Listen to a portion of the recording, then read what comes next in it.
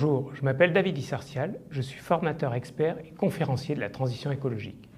J'accompagne les décideurs politiques et leurs administrations dans leur trajectoire environnementale.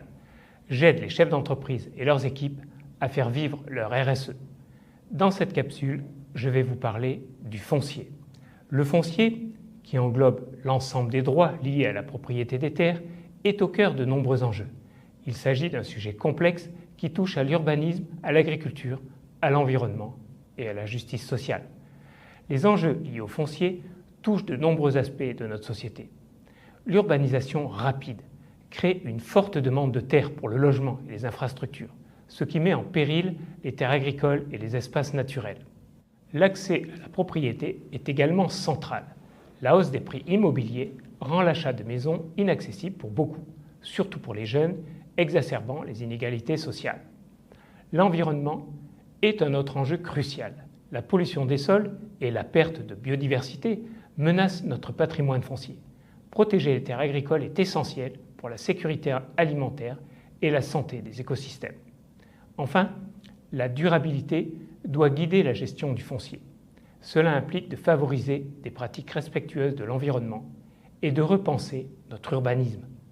En somme, les enjeux du foncier sont interconnectés. En cette période où la rareté des ressources naturelles devient un enjeu majeur, il est essentiel d'adopter une vision durable et intégrée de la gestion du foncier. Nous devons repenser notre rapport à la terre en tenant compte des besoins actuels tout en protégeant les ressources pour les générations futures. La privatisation des terres agricoles, la vente de terres agricoles à des promoteurs pour des projets immobiliers a provoqué des controverses, notamment en milieu rural. Des agriculteurs et des associations dénoncent la disparition de terres cultivables au profit de projets résidentiels. Ces actions sont souvent perçues comme une menace pour l'autosuffisance alimentaire et la préservation des paysages. D'autres y voient une aubaine et sont parfois frénétiques, comme à Saint-Palais en Pays Basque, où tout le monde a voulu vendre avant le ZAN en 2024. Mais en parallèle, fin d'année 2024, presque 70% de nos intercommunalités déclarent avoir refusé des projets d'implantation économique ou subi des déménagements d'entreprises par manque de foncier économique. On en parle de la concurrence foncier agricole versus foncier économique. Le cas de la métropole du Grand Paris, les projets d'aménagement autour du Grand Paris, notamment la construction de nouveaux quartiers, ont suscité des débats houleux sur l'impact foncier. Les enjeux de gentrification et de déplacement des populations les plus vulnérables soulèvent des inquiétudes, avec des manifestations de citoyens et des collectifs qui dénoncent l'urbanisation au détriment des habitants historiques. Tout le monde veut vivre au même endroit mais sans voisins. On ne va pas parler des lois ici, mais la réglementation du foncier est essentielle pour une gestion équilibrée des terres. Historiquement, le Code Napoléon de 1804 établit des principes fondamentaux sur la propriété, garantissant des droits individuels tout en favorisant la libre circulation des biens. Pour s'adapter aux enjeux contemporains, plusieurs lois récentes ont été adoptées. La loi ALUR de 2014 vise à améliorer l'accès au logement tout en favorisant la densification urbaine et la réhabilitation des friches.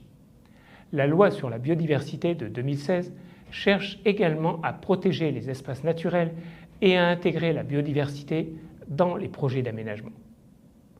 La loi climat et résilience de 2021 impose des exigences de durabilité dans l'aménagement du territoire, encourage l'utilisation de matériaux écologiques et la création d'espaces verts. Bon, en fait, si, on en a parlé. Mais en tous les cas, on ne va pas s'étendre sur les lois existantes ou à venir. On va s'attacher plutôt à trouver quelles actions on peut faire pour optimiser l'utilisation du foncier. Plusieurs pistes d'action peuvent être envisagées. Valoriser les terrains inutilisés, encourager la réhabilitation des friches urbaines et des terrains sous-utilisés pour limiter l'étalement urbain, promouvoir l'agriculture urbaine pour maximiser l'utilisation des espaces disponibles tout en renforçant la résilience alimentaire, renforcer les partenariats publics-privés pour créer des projets durables qui respectent les normes environnementales, éduquer et sensibiliser, informer les citoyens sur l'importance de la préservation des terres agricoles et des espaces naturels pour encourager un comportement responsable et solidaire. Vous, décideurs politiques, et vous qui êtes un maillon de l'administration, vous voulez être accompagné dans votre trajectoire environnementale. Vous, chefs d'entreprise, et vous, les opérateurs économiques, vous voulez construire votre RSE. Contactez-nous sans attendre.